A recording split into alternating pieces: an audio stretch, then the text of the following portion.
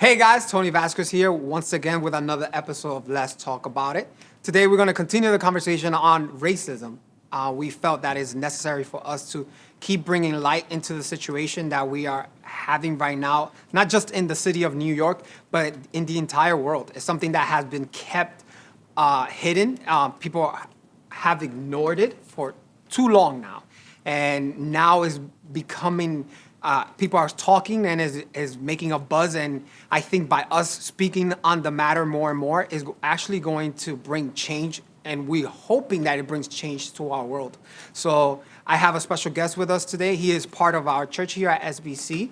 He goes by the name of James. How you doing, James? How are you, Tony? I'm good, man. How's the family?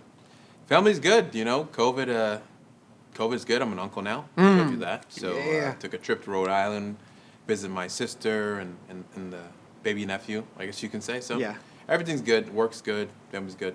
Awesome. So for those who don't know, SBC Church, our church here at SBC, we are predominantly Hispanic.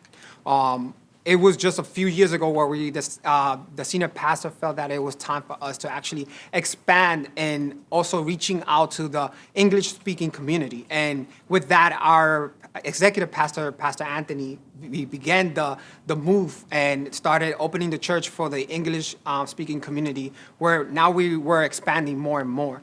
So we are most of us are Hispanic here. And so now we're starting to see more different cultures coming into our church, and we're starting to have African Americans. We're starting to have Caucasians as well, and so we felt that the last time it was only Hispanic speaking, and now we felt like we should bring someone from the Black community to also speak on the matter, because we have seen it from the outside, but you experience it on a day-to-day basis. You live this reality that is now being shown through the media, and so. The first thing that I want to ask you is, do you believe that this time there's actually going to be change? Great question. I first do want to say Pastor Anthony doing that is beautiful. Yeah. Incorporating the church with the community is going to enhance the whole level of the church. But to answer your question, yes, I do think that things are going to change. Yeah. It's too head-on, right here in your face. Yeah. For things not to. If you look at history, again, I can talk about Black history going back forever. Yeah. And again, I'm just giving my opinion in regard to this entire topic. But yes. if you even go back and look at history, look at Selma, for example, where people just wanted to vote, right? And they crossed the bridge and they were brutalized by police, harassed, spit on, kicked, shot, some people killed. Wow. And that was broadcast. I believe over 70 million Americans saw that on TV. Yeah. Right? And then the following protest or the following march, the community, Caucasians, Blacks, whites, everyone came together to march together in solidarity. Yeah. But also with the COVID, and I think I mentioned to you before, how it's the perfect storm. No one's working. Unemployment's at the highest it's ever been. Yeah. People are antsy. They've been home. Yeah. Netflix is not going to last here forever. Jobs, businesses are closed. Yeah. So you can go and protest and not worry about repercussions from your boss tomorrow because you don't have a job. Then you look at, also a lot of people are looking at this in the light of where, in 20, 30 years, what were you doing in 2020? How did you help the cause? Yeah. So a lot of people are going out for that reason as well. Posting on social media and trying to help. But lastly, because everyone's home and everyone's seeing what's going on in the streets to Black and brown people in the United States, they're upset, they're engaged. At this moment in time, if you look at it, people will be at work. Yeah. People will be going about their normal day-to-day life. Yeah. But this is in front of them. Yeah. This is what they see 24/7 on CNN, NBC, Fox. Yeah.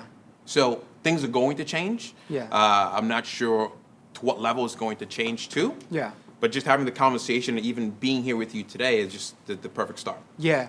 I personally don't think the change is going to happen rapidly. We are seeing statues are being removed.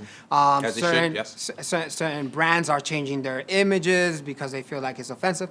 Those little things, I believe they can change rapidly. But I think the major changes that the people want, I think is going to take time for them to actually execute. Do you believe the same thing, or do you think that it can happen instantly? I think there's a lot of things right now you're seeing happen instantly, Yes. right? I think it's double-edged. There's a monetary reason that a lot of businesses are doing this. Okay. Because they realize the brown dollar, the black dollar is strong. Yeah. And if someone says you're canceled, you're canceled. Yeah. So no more business you'll be getting from our pockets. Yeah. I think we've waited long enough. If you look at the 220 plus years of slavery, another 80 plus years of segregation. Yeah. When you look at just the integrating of schools, you look at Ruby Bridges, for example. She was, I believe, in the first girl or first African American to be integrated in schools in Louisiana. Okay. Right? And that was roughly 63 years ago. Wow. Right? That's someone's parents, someone's grandparents. Yeah. So for us to keep waiting, what you're seeing outside, people being upset with the rioters or protesters, time's up, really. For the person that right now is watching this right now, and for some reason must be living under a rock or something, and have not seen what's going on through the media, if for that person I will ask you, why do you believe, and you kind of answered already that question, why do you believe the black community is so angry right now? What would be your answer to that? The black community is a very big community. So I'll give my opinion on that. Yeah. They're angry because their voices have not been heard. Okay. People have been dying. Yeah. Off the hands of another race. Now, Yeah. we're not talking about black cops killing black people. We're not talking about white cops killing white people. We're talking about white cops killing black individuals. Now, again, I'm not against the police. Okay. I went to military school for 5 years. I have friends in all services. Yeah. I have plenty of officers who are my good friends. Yeah. And I know they're good people. Yeah. But there are bad apples. Yeah. Right? There are bad apples. And in every industry, there are bad apples. Yeah. There are bad pastors. There are bad bankers. Yeah. There are bad doctors. Yeah. Right? And in those industries, in this world, when you do something like that, you're barred. There's no more work for you. Okay. Yeah. Right? So I look at the black community being upset, and I'm upset because if you, Tony, are a police officer and you have acts of violence or you have so many issues in your department, 14, 15 issues, you're let go or you're given a chance to resign, which is unheard of. Yeah. And you leave and you say, I'll leave Long Island. I'll go work in Rhode Island. Wow. I have an issue in Rhode Island. I'll leave, kill someone. I'll leave, go work in Texas. It doesn't stop. In my business, if I have a DUI, if I have any type of issues with securities or theft, Yeah. I'm barred from my business for 10 years. Yeah. I can't work at another institution for 10 years, Yeah. right? But I don't have the ability to kill someone. I can financially cripple you, Yeah. but you're alive at the end of the day. Yeah. So people dying day in and day out. There are names that are out there that you've never heard of, right? I never heard of. There are Yeah. experiences out there I've never seen. Yeah. So people are tired, in my opinion. I'm tired of it. Yeah. I also been seeing a lot that is becoming this thing where I feel like all cops are being looked like evil, and I love the fact that you said not all of them are bad. Because I have family members that also work with the NYPD. I have family members that work in different types of law enforcement agencies that are good people. So Yeah, like you said, every business, every agency have those different type the bad apples, as you said. So the reason I think that the light is being shined, saying, regardless if you're a cop, you're in a uniform, or excuse me, let me just say cop. Let's say you're in law enforcement. Yeah, yeah. The reason people are saying regardless you're bad is because there's a lot of people in law enforcement, when they see something, they don't say something. Right? Okay. Having that integrity to standing up for what's right is what's missing for a lot of people. I give the example to my clients sometimes about having integrity, right? Doing the right thing even though no one's watching. And obviously the only person that's watching is God sometimes, all the time. Yeah. If I go in the refrigerator at midnight and I want to pour a cup of orange juice, I can pour it in a cup. Yeah. Or I can just take the jug and, no one's watching, right? Yeah, yeah. But is that the right thing to do? No. It's not. So just accountability. Again, like I said, when I talk about the military school thing and people that have been in the military or whatever it might be, that bond is very strong. Yeah. So when you wear blue, if you see, a professor or whatever it might be, doing something bad, that's your boy. Yeah. You went to the academy with this person, they saved your life, or they have saved your life, or they are someone that's going to be there in a time that you will need them. Yeah. Do you really want to throw this person under the bus for something that they did? Or something that they continue to do? Do you want to do that and risk you losing your life by them not having your six being on the street on a day-to-day basis? Yeah. You want to go back to your family. Yeah. So you gotta pick and choose. Either I can just I can monitor him and talk to him about it, or should I report him? Report him, potentially be pushed out. You see plenty of stories out there. Police coming together and saying this quotas or whatever's going on, but they're let go. You can lose your pension. Excuse me. Yeah. Do you want to risk that? Some people don't. So what do you believe the NYPD community should do to resolve those situations, to make sure that they don't get away with, okay, I'm just going to turn a blind eye to the situation that's happening right now? That is so wrong.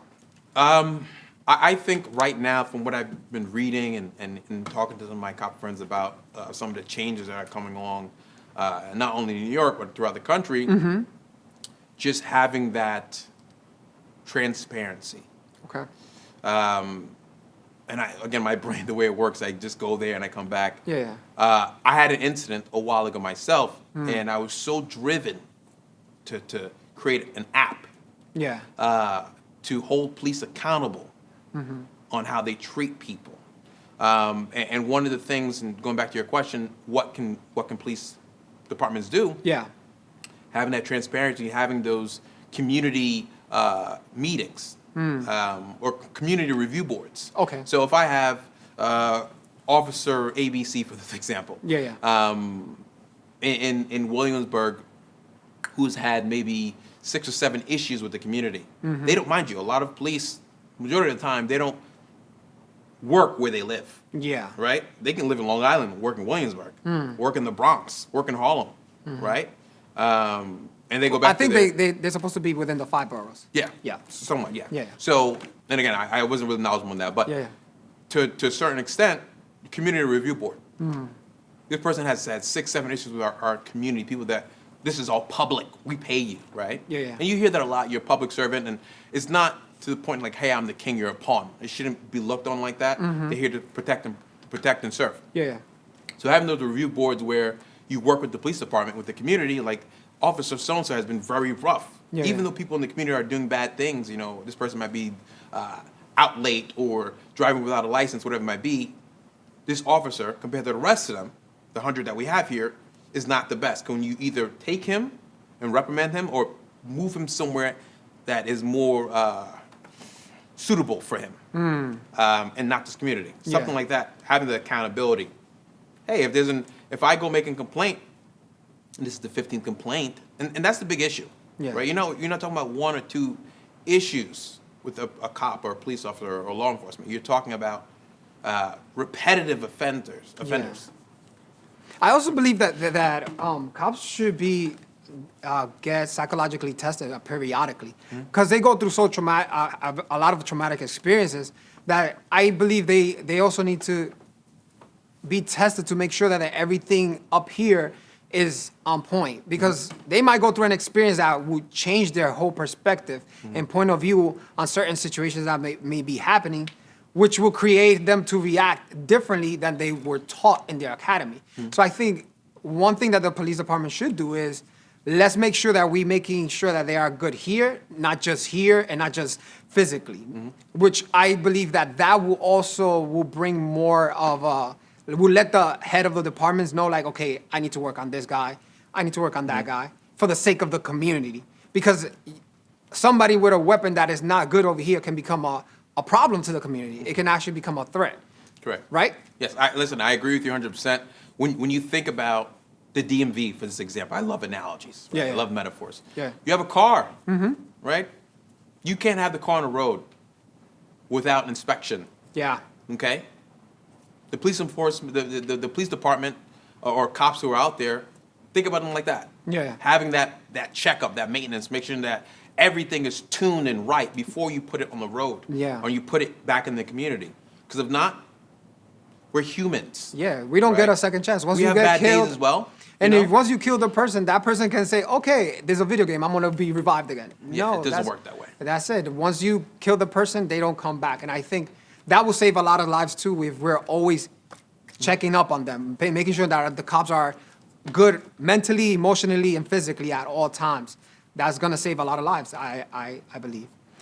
Another question that I have is, we're now seeing a lot of pastors talking about the situation. How do you feel about that? Do you think that because some people might feel like, oh, they just want to be trending, when in reality, I have a lot of good friends that are just doing it because, like we're here right now doing. We want to make sure that the black community, Black Lives Matter, that people are understanding this is not just a moment. I heard this on ESPN. This is a time.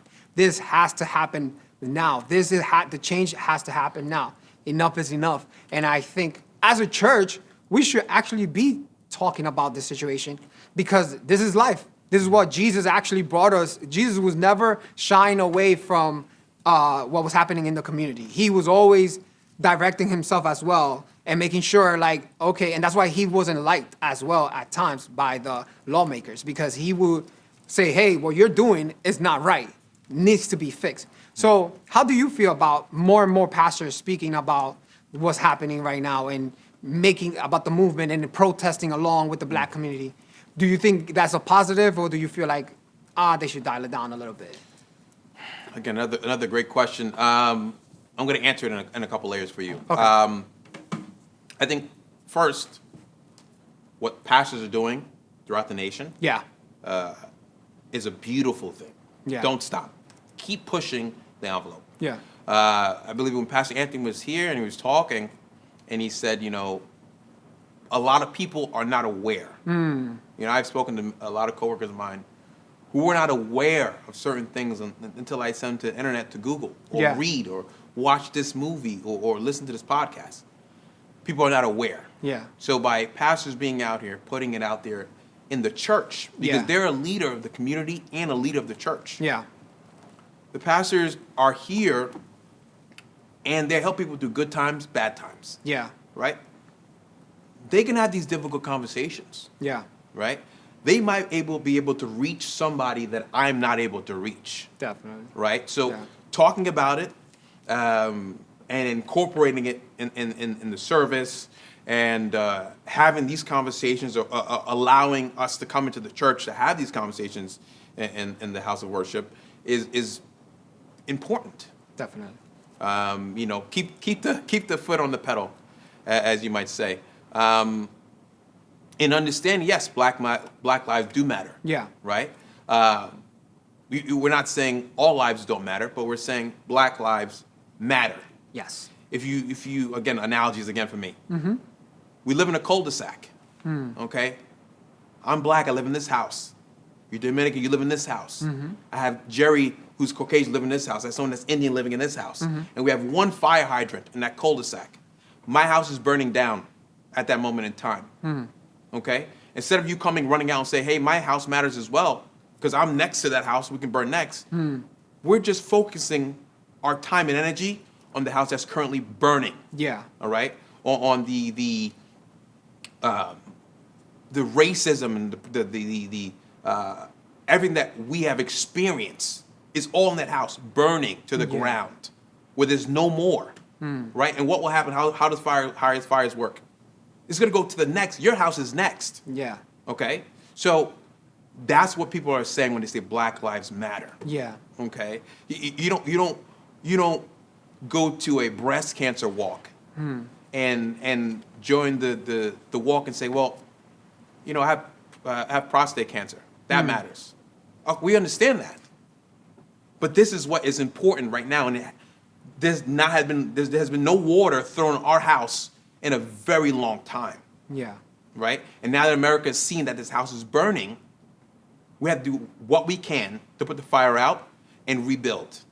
And not build on a foundation of sand, but a foundation of concrete to be able to live amongst one another. Yeah. And I think that's what a lot of people are lacking.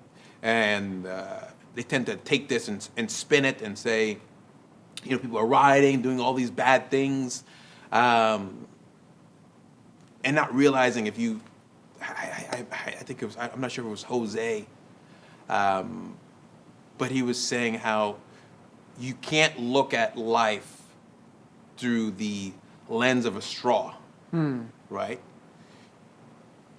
Take a step back, you'd see the full picture. That's the full picture of what's going on. Yeah. So I think it's important that the church and the spiritual communities are out here talking about it. Yeah. Because it's important. Yeah. There's people in the congregation, there's people part of the church that either has had questions that the pastor can answer. Yeah. People has to have things on their mind. I have plenty of people that's asked me questions in the past couple months that they would never have even asked me before. But ask me, is it okay? Can we talk about this? I'm curious about this. Yeah. Right? I'm a resource. We share these experiences together. Yeah. I also think asking the question shouldn't be, because there are people that will get offended. Oh, how you don't know? Well, not everybody was born learning and knowing. If they don't know, I think that's an opportunity for you to shed some light on it so that they will understand you better. And I think that as a community, that's how we become better, because now we're being informed. We have this information. We're gonna let you know. And as a Black person that you are, you will be like, this is what I live. This is not just an information that I learned on Google. Yeah. This is my life, and I'm letting you know why. This is the reason why it's feeling.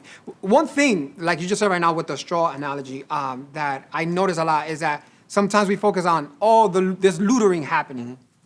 We're against lootering. That's 100% not. SBC, we do not support lootering. But I believe that also we have to understand that there's people that are going to take advantage of everything that happens. For every positive, somebody's going to try to get somehow, some way, take advantage of the situation. Right? And when it comes to the looters, those are people that are just trying to take advantage of the situation. I feel sometimes the media takes too long focusing on the lootering, and they're missing the big mass of people that are actually peacefully protesting, trying to push for the cause, trying to push for the change. And once again, we do not support the lootering, but let's not focus on so much on the lootering. Let's focus on what's the task at hand, which is we want change. Black Lives Matter. The Black community has had enough, correct? And it's time for a change. No more of what you guys have been living throughout now 400 years of oppression, correct? And so I think it's time. It's time for us to, let's not get distracted. Because usually they find ways, especially the media finds a way to distract people. And like, okay, we're going to put a blanket over it, and this is not happening anymore. It's great how you just said that, because if you look at it now, look at the media. The looting has stopped, right? But no one's talking about the looting has stopped. I tell people, like you said, in history, if you look back at history, Google's your best friend. Yeah. Look back at history, no matter what it might have been, people always take advantage of a crisis, okay? People have always taken advantage of riots. There's always good and bad people. Yeah. There's always. If you look at, if I want to go and buy Google, and let's say Google's $100 a share or whatever it might be, right? And I think it's going to go up to $150. I can make $50 for that spread. But then again, you win. That means someone has to lose. Yeah. But also, you look at the other side. Google could be $100. Someone is on the other side betting it's going to go to $50. Someone's going to make money in the bad time. Someone's going to make money in the good time. Yeah. You look at 2008 when the housing crisis happened. People that were not able to keep these homes. People came in with people that had millions of dollars. I've had clients who had millions of dollars who would go in and have this extra income, and all these homes they could buy for cheap because they're taking advantage of what happened. Yeah. You look at the looting. There's protesters. There's looters. Yeah. There's those that say, I have a mask on because of COVID. It's nighttime. No police are around. I can take advantage of this and make a couple bucks. Why not? And sometimes they have nothing to do with what the positive change that others are looking to push forward. Yeah. It's just the reality of things. Yeah. Again, the analogy of a house burning down. House will be burning down, and someone can know that there's money in that safe. Someone's going to go run in and take advantage of what's going on. Why is that? The human nature? Some people just don't have good in their hearts. Yeah. So when the church is talking about it, people that have good hearts, they can help. They can help and they can stop. You see a lot of times on TV, people are saying looters are not with us. Yeah. Antifa, they're not with us. Yeah. Right? People are going to take advantage. Yeah. It's just human history. Yeah. So Just to wrap up, any final thoughts that you may have that you feel like you want to let our audience know?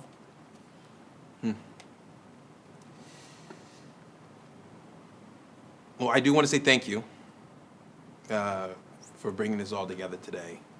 And I think it was very important, what you said before, of having someone at least of color up here. Not saying you're not of color, but understanding how important it is. I've been black for 30 years of my entire life, 31 in August.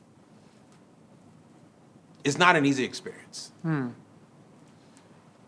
Me having to decide if I want to put on a hoodie on today or put on a suit to see how I'm going to be approached. I've been racially profiled. I've dated, and I wasn't allowed to come home because of the color of my skin. Wow. I can't go home and take this off. I've had, run-ins with the police, to the point where almost being tased. It's a difficult experience to go through. There are conversations that some families will never have to have with their kids of how to act, how to react when you are in situations. I'm probably one of the one or two black people on my team of a lot of people in the financial industry, a lot at my company. And there's times when we go out and people are acting a fool. I know I can't do that. I'm representing not only myself, my family, but I'm representing the black community. We're not allowed to do certain things or act a certain way how we could be perceived. My whole way driving to Rhode Island to visit my sister, anytime there was a cop, and this is prior to what's going on, I would make sure to put myself on the cruise control, make sure it's the speed limit. Yeah. So there's no issues, right? If you and I are driving our Porsches at 90 miles per hour in a 65 in a 65 mile per hour range, your concern might be, oh, I'm going to get a ticket. My concern is, not only can I get a ticket, I'll get pulled out of my car. I'll get arrested. You don't belong in this vehicle. You don't belong in this area. Or, worst case, I could be 6 feet under. Yeah. It's a tough skin that we have to wear. Just thinking about it, I just get emotional when I think about it. Things I've had to experience or endure in my life. I know there's been times I haven't gotten a job because of the color of my skin. There was a time I was at a happy hour with some friends, and this girl worked at HR at, I'm not going to say the name of the company, but she worked in HR, and she was talking to some other people. And I overheard her say, I had a woman come in today, black woman, very educated, very savvy, but we don't want them working here. I overheard that. I walked over to her and I said, "Hey, what was that about?" She said, "Oh, not you. We're not talking about you. We're just..." But you are. Again, I can talk about this forever. And the experience, I hope that in this, 20-minute, 30-minute talk that we had, people can actually have a chance to be in my skin. I'm a good person. Yeah. But the way we've been treated collectively is wrong. Yeah. And that's all we're trying to get across. It's wrong. It's time for change. Yeah. People have asked me, "Hey, what can I do to help?" No one's asking you to apologize. I'm not asking to, "Hey, hold doors open for me just because of what I've been through." Right? I don't know, my good friend of mine, nephew is 5 years old. He was sitting on the floor with his grandma playing games. "Grandma, you gonna play games with me?" "Play games with Grandma." And when it was time for Grandma to get up, Grandma can't. She can't. Grandma's older, bones are weak. But he had so much courage to try to help his grandma while I get up. I look at it, if you want to help, have a courage of that 5-year-old. You see something, you say something, right? If it doesn't sound right, question it. That's how we can move forward, If you see there's issues when it comes to redlining, where there used to be issues with redlining, which means banks didn't sell to black communities in a certain area, in certain towns, and that's why it's called redlining. It was literally on a map. Wow. And there's laws that are put in place that don't allow this anymore. So ways you can help, monetary, yeah, you can help. If you have a friend with a black business that's trying to get off the ground, help them. Yeah. That's what we're asking for, help. Yeah. We're asking for open arms and help. We're not asking for apologies. We understand that you might not be educated on what's going on, but that's not an excuse. Educate yourself. Yeah. Have these discussions. No one's asking you to go out there and make a black friend. But what I'm asking you to do is, by being out there, realize the pain that we've endured. Yeah. And to understand, you could be next. You could be next. Wear our shoes. Walk on our footsteps and see. Everything has been broadcasted online of what we've been through. Yeah. And it's not going to stop. It's not going to stop. I don't know how people die every single day, but it's not going to stop. When you talk about why is when a black woman is pregnant, why is the chances of her dying substantially higher than the other races? We look at all these things, this systemic racism. Like I said, it's emotional, and I think it was definitely time to talk about it. Yeah. And I can't even think of anything else to add because there's just so much running, so much. My heart's beating so fast right now. Yeah. But that's it. We just want to say, hey, see us for who we are as people. Yeah. See us the way God sees us. Yeah. Right? We're all brothers and sisters. I take off my skin, you take off your skin. We have the same heartbeat. We have the same skeleton underneath this. Amen. That's all that is. Yeah. So just acknowledging it, teaching it to your kids, your grandkids. That's how we end racism. Yeah. Right? I'll say this last thing. In certain countries in the world, you are taught that, let's say you have a dog, a cat, a pig, and a cow. In certain countries, you're told you play with these two, you eat these two. That's what you're taught. Teach your kids differently. Teach your family differently. Have these conversations. Yeah. It begins at home. Begins at home. That's how we can stop it. Yeah. Speak up. Yeah. Millennials are speaking up now for what our ancestors and our grandparents fought for. Everything's not equal. Yeah. Everything's not equal. Look, a lot of women don't have the same rights as men don't have right now. Still, they're not getting paid the same. Why is that? Gradually over time. Equality. That's what everyone's asking for. Equality. Yeah. So sometimes it's not adding up. Yeah. But thank you again for at least putting some time aside to have this difficult conversation. And hopefully I was able to help someone, you know. Thank you for being here. Just one thing before I close. I just want to let you know, I can't speak for the churches in the United States, but I can speak about SBCNY. And what I can say to you guys is we see Black people, we see Black Lives Matters, and we will continue this conversation. We are approachable. We are open to you guys, and we are here to help you guys in whatever we can. And this is the reason why we're having this conversation. We don't care about if it's trending or not. This is not a trend. This is a calling. This is what we've been called. We've been called for God's people. And we are going to, where there is a need, we are going to try to help. And that's what we are all about here at SBCNY. And so, once again, James, thank you for being here. Guys, if you have still not subscribed to our YouTube channel, SBCTV/YouTube, do it today and join us. Thank you for tuning in. Have a blessed day. In him there's freedom.